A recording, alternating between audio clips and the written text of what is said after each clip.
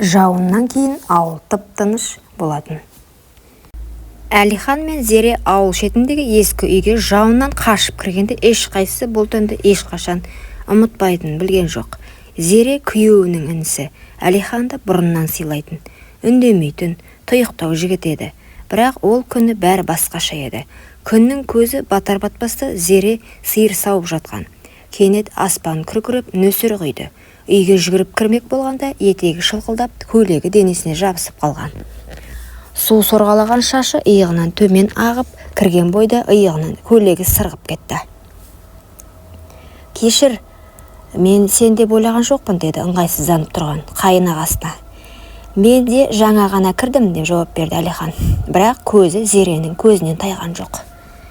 Сол сәтте бөлмеде іштей бір толқынды үн тұрды. Тыңдасаң үнсіздік, сезсең жүрек дүрсілі, ешкім сөйлемеді. Бірақ бәрі айтылып қойғандай болды. Жаурап қалған Зере көрпеге оранып төр бөлмеге кетті. Ал Әлихан от жақты. Күйеуі қалаға кеткен, үйде екеуі ғана. Тек оттың жарығы жанып тұр. «Киімдерім су болды, кешір», деді Зере ақырын ғана. «Қаласаң шешіп, оттың қасына жайып қой, мен теріс қарап отыра тұрам», деді Әлихан біртүрлі тұншыға сөйлеп. Зере біраз ойланды. Ол да адам, оның да сезімі, нәзік тұстары бар. Ақыры барлығын шешіп көрпенің астына тығылды. Бірақ ол қимылдаған сайын көрпе қозғалып, иығы мойны ашылып қала берді. Әлихан бұл көріністен көзін ала алмай отырды. «Қызық», деді Зәуре, даусы дірілдеп. «Не? Сен мені әйелің деп емес, басқа біреу деп елестетіп отырсың ба?» Бұл сұрақ Әлиханды дір еткізді. Не жауап берерін білмей қалды. «Жоқ», деді ақырын. «Бірақ сенің күйеуің менің інім. Ал мен тек келін ғанамын ба?» Көз қарастары түйісті. Оттың жарығы екеуінің жүзін жыпылықтатып жарықтандырып тұрды. Ешкім ештеңе айтпады. Бірақ тыныс алу, көзбен ұғысу, тербелген көрпе бәрі айтып жатты. Ішкі дауыс тоқта десе де екеуінің де көзі шегініссіз қатып қалған. Таң атқанда Зере тым ерте оянды. Қасында ешкім жоқ еді. Көрпе әлі жылу сақтап тұрған. Босағада Әлихан үнсіз отыр, терезеге қарап. «Сен бәрін түсіндің бе?» деді Зере. Үні дірілдеп. «Иә, және ештеңе болмағанын да білем», деді ол. «Шынымен, біз бір ғана сәтке шекарада тұрдық, бірақ біз ештеңе істемедік. Иә, бірақ ішімізде бір-бірімізді шешіндіріп үлгердік». Зере үндемеді. Ол да білетін.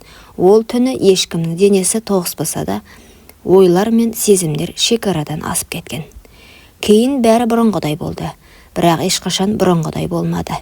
Зере мен Әлихан ешқашан бұл туралы сөйлеспеді. Бірақ біріне қараған сайын іштерінде өрт тұтанып кететін. Жауын жауған сайын Зеренің денесі тітіркеніп, сол түні есіне түсетін. Әлихан от жағып отырған сайын көз алдында көрпенің астындағы Зере елестейтін.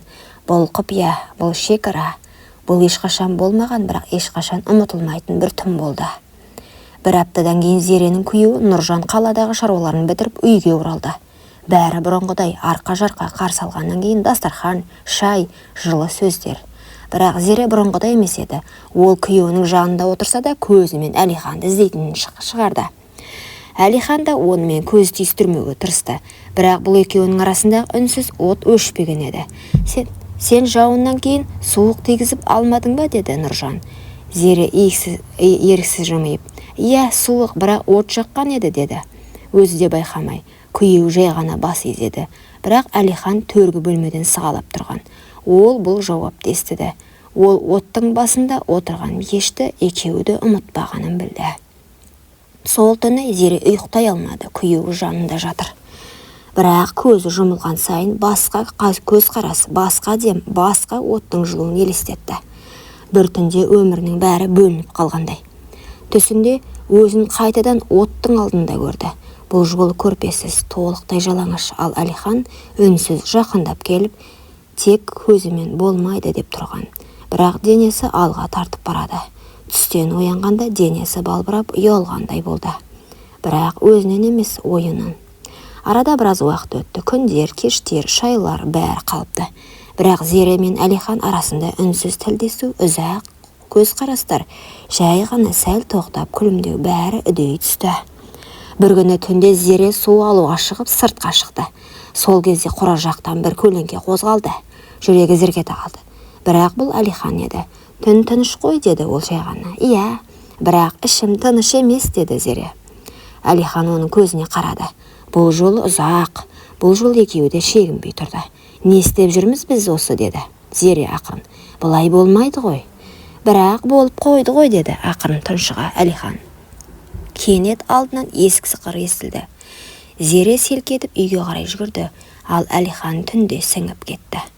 Ертеңіне бәрі бұрынғыдай болды, бірақ Әлихан Зереге қағаз қалдырды, қысқа ғана сөз. Түсімде сен үнемі оттың жанындасың, көрпенің астында. Сен мені неге түсіңде шақырасың, Зере? Зере хатты қайта-қайта оқыды. Жауап бергісі келді, бірақ қалай? Күйеуінің көзіне қарай алмай жүрген келін өз жүрегімен күресе алмай қалды.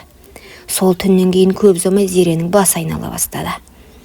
Асқа зауқы соқпай әлсіреп жүрді. Алғашында өзі де мән бермеген, бірақ бір күні шай құйып отырып қолындағы кесені түсіріп алды. Әлсіздік пе, әлде жүректегі қорқыныш па? Өзі де білмейді. Енесі, келін-ау, сен түрің бір түрлі. Әй, аяғың ауыр емес пе, деді. Зере естіп тұрған білсе де үндемеді. Басын шайқады. Бірақ сол түні дүкенге өзі барып тест алды. Жауап біреу еді. Екі сызық. Қолы дірілдеп отыра кетті. Күйеуімнен бе? Әлде ол кезде күйеуі қалада еді. Бірақ жоқ, мүмкін емес. Бір сәтке ғана еске түсті. Сол жауыннан кейінгі түн, көрпенің астындағы дем. Оттың жарығында өртенген сезім. Тіпті ештеңе болмаған күннің өзінде денесімен емес, жанымен берілу еді. Мен оған ештеңе істеген жоқпын, бірақ іштей мен сол сәтте соны қалап тұрдым, деді. Күйеуі күлімдеп кіріп келген күні Зере не істерін білмей қалды, төсекте үнсіз жатты. Күйеуі құшағына алғанда денесі емес, жаны қысылды. Бір кеште бәрі ұйықтап жатқанда Зере сыртқа шықты. Ай астында жалғыз тұр еді. Артынша Әлихан да келді. Сен де ұйықтай алмай жатырсың ба, деді. Жоқ, бәрі жақсы ма, Зере, деді ол, біртүрлі елеңдеп. Жоқ, ұзақ үнсіз орнады. Менің аяғым ауыр сияқты, деді. Әлихан қозғалдықтап. Сүйгеніңнен бе, деді. Мен оны сүймеймін, ол тек күйеуім, деді. Зере деп сыбырлады ол, бірақ Зере көзін жұма салды. Егер сенен болса, не істейсің? Әлихан демін тартып алды. Сен ештеңе айтпа, бұл сыр. Менімен бірге кетсін. Егер керек болса, мен кетемін. Мен жоғаламын. Жоқ, сен кеткенде мен жалғыз қаламын ғой.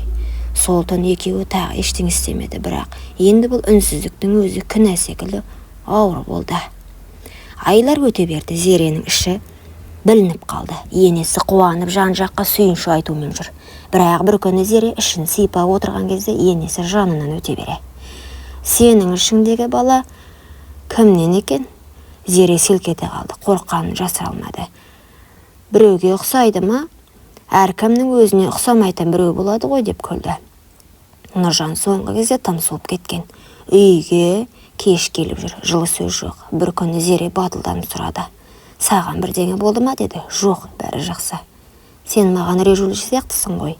Жоқ, тек сен көп ойланатын болдың. Бұрынғыдай емессің. Қолыңды ұстасам жүрегің дір ете қалатын. Сен маған не жасырып жүрсің? Айтшы, деді. Зере еш жауап бере алмады. Ол үнсіз бөлмеге кіріп кетті. Сол түні түсінде бала жылап жатты. Бірақ даусы Әлиханның үнімен. Ай айналып күн аунап Зере босанды. Ол бала енесі қуанып жүр.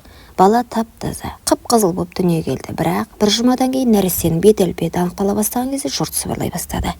Енесі балаға ұзақ қарап тұрып, әкесіне ұқсамаған екен, деді ақырын. Жоқ, мүмкін емес, деді Зере жалма-жан. Бірақ жүрегі атша тулап, ішкі күдік күн сайын өсе берді. Өйткені өзі де ішінен сезіп тұрды. Бала Әлиханға көбірек ұқсайды. Бір күні Нұржан кеш оралды. Қолында ескі күнделік. Бұл Зеренің күнделігі еді. Жазып тастаған. Бірақ ішіндегі бір беті ғана жыртылып қалып, қалған бетінде мынадай жазулар тұр еді. Мен ештеңе істемедім. Бірақ екеуміздің ішімізде бәрі болды. Жалаңаш сезім денеге тимей-ақ сындырады екен. Әлихан, кешір мені. Нұржан көзіне тік қарап тұрып, мен бұл жазбаны оқымадым, бірақ сенің көзінде бәрі айтып тұр. Жоқ, мен ештеңе істеген жоқпын, деді, бірақ сенің жүрегің менен кеткен. Нұржан қолына баланы алып тұрып ұзақ қарап тұрды. Кенет көзіне жас келіп сәбиді ақырын Зеренің төсіне жатқызды. Бұл бала менікі емес шығар, бірақ оның кінәсі жоқ. Мен сені кешіремін, бірақ өзімді кешіре алмаймын, деді. Ол үнсіз жиналды да үйден шығып кетті. Сол кеткеннен оралмады. Бірнеше күннен кейін ауылға сөз тарады. Әлихан ауылдан кетіп жатыр екен. Ешкімге ештеңе айтпаған. Жолға жиналып жатқан Зере келіп соңғы рет жолықты. Сен ше, ештеңе айтпайсың ба? Айтатын сөз қалды ма, Зере? Бала, ол менікі болсын болмасын, мен оны ешқашан көре алмаймын. Неге? Себебі мен күн сайын сенің көзіңнен өзімді көріп, өзімді жек көргім келмейді.